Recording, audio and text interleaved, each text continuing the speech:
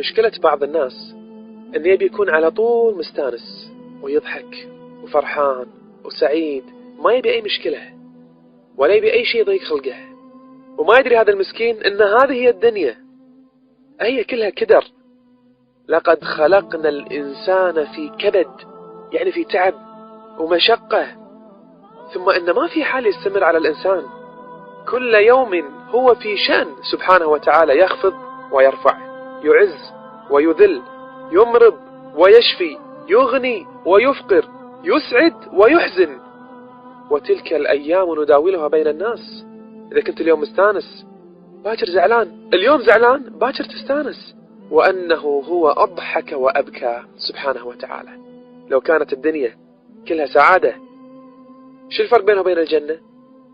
الدنيا سجن المؤمن وجنة الكافر، مهما حزنت فإن المآل بإذن الله إلى الجنة، هي دار السلام.